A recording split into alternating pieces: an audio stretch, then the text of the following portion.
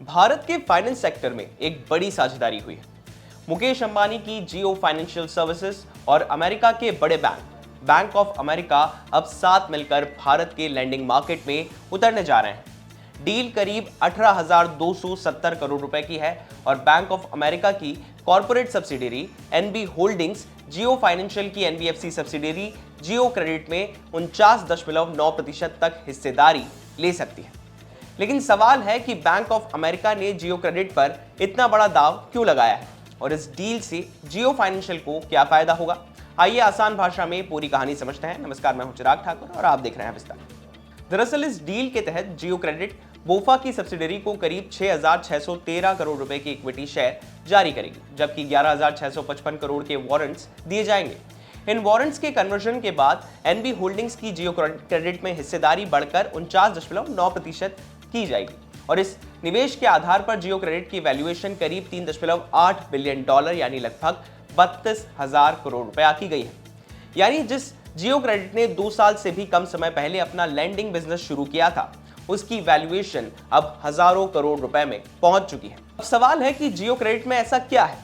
दरअसल ये एक डिजिटल फर्स्ट एनबीएफसी है जो आम लोगों और कारोबारियों को अलग अलग तरह के सिक्योर्ड क्रेडिट प्रोडक्ट्स देता है। इसमें retail mortgage, loans against securities यानी एलएएस, कमर्शियल फाइनेंस और सप्लाई चेन फाइनेंस जैसे कारोबार शामिल हैं और इसकी ग्रोथ भी काफी तेज रही है।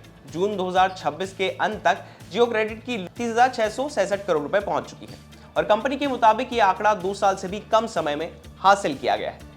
यानी बोफा किसी छोटे या शुरुआती लैंडिंग बिजनेस में दाव नहीं लगा रही है, बल्कि तेजी से स्केल हो चुके जियो के क्रेडिट बिजनेस में बड़ी हिस्सेदारी ले रहा है। अब यहाँ सबसे बड़ा सवाल आता है कि बैंक ऑफ अमेरिका को जियो क्रेडिट में ऐसा क्या दिख रहा है। इसे बहुत आसान तरीके से समझिए। जियो के पास भारत में बड़ा डिजिटल इकोसिस्टम, टेक्नोलॉजी और कस्टमर रीच है, जबकि बैंक ऑफ अमेरिका के पास global banking expertise, risk management और फाइनेंशियल सर्विसेज का लंबा अनुभव है। यानी कि दोनों अपनी अपनी ताकत को जोड़ने जा रहे हैं। जियो देगा डिजिटल रीच और भारत की लोकल अंडरस्टैंडिंग और बोफा लाएगा ग्लोबल फाइनेंशियल एक्सपर्टीज। कंपनी की उम्मीद है कि इस पार्टनरशिप से जियो क्रेडिट को सिर्फ अतिरिक्त कैपिटल ही नहीं मिलेगा, बल्कि गवर्नेंस, रिस्क मैनेजमेंट और टेक्नोलॉजी में भी मजबूती मिलेगी। इसका मकसद है कि भारत में कस्टमर्स तक क्रेडिट यानी कि लोन को ज्यादा आसान, तेज और ट्रांसपेरेंट तरीके से पहुंचाया जा सके। और जियो फाइनेंशियल के लिए ये सिर्फ एक आइसोलेटेड डील नहीं है। कंपनी पिछले कुछ समय से लगातार ग्लोबल फाइनेंशियल इंस्टीट्यूशंस के साथ पार्टनरशिप्स बना रही है। ब्लैक रॉक के साथ एसेट और वेल्थ मैनेजमेंट बिजनेस में जॉइंट वेंचर है, जबकि अलायंस के साथ इंश्योरेंस बिजनेस में पार्टनरशिप है। अब बैंक ऑफ अमेरिका की एंट्री लैंडिंग बिजनेस में हो रही है। यानी कि जियो फाइनेंशियल धीरे धीरे अपने पूरे फाइनेंशियल इकोसिस्टम को 4 बड़े हिस्सों में तैयार कर रहा है: बोरो, इन्वेस्ट, ट्रांजैक्ट और प्रोटेक्ट। आसान भाषा में कहें तो पैसा उधार देना, निवेश कराना, पेमेंट्स की सुविधा देना और इंश्योरेंस के जरिए फाइनेंशियल प्रोटेक्शन देना। और अब इन पार्टनरशिप्स के नतीजे भी दिखने लगे हैं। जियो ब्लैक रॉक जून 2026 तक 18,000 करोड़ रुपए से ज्यादा का AUM मैनेज कर रहा था और इसके करीब 12 लाख रिटेल इन्वेस्टर्स थे।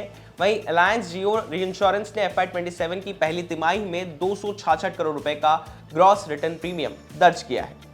यानी कि जियो फाइनेंशियल का मॉडल सिर्फ अनाउंसमेंट्स तक सीमित नहीं है, अलग अलग फाइनेंशियल बिजनेसेस में स्केल बनाने की कोशिश भी चल रही है।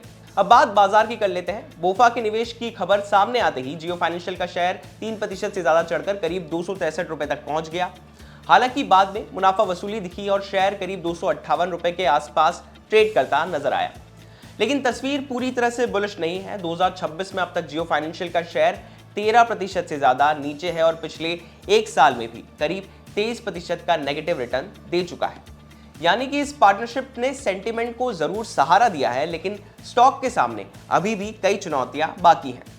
और यहां पर कहानी सिर्फ जियो फाइनेंशियल की भी नहीं है। अगर आप एक बड़ा ट्रेंड देखें तो भारत के फाइनेंशियल सेक्टर में विदेशी कंपनियां लगातार बड़े दांव लगा रही हैं। हाल ही में MUFG ने श्रीराम फाइनेंस में निवेश किया। एमिराट्स NBD ने RBL बैंक में 60% हिस्सेदारी खरीदी और सुमितोमो मित्सुई फाइनेंशियल ग्रुप ने येस बैंक में निवेश किया।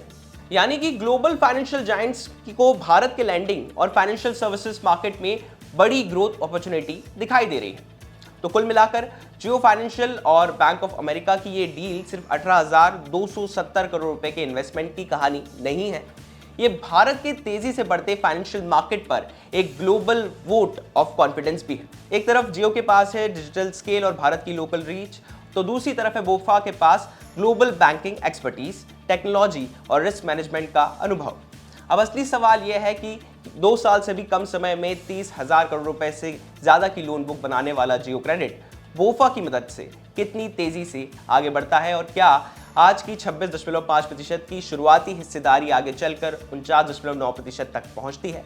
यही देखना अब सबसे दिलचस्प होगा। बिजनेस जुड़ी बाकी तमाम खबरों के लिए आप देखते रहिए विस्तार।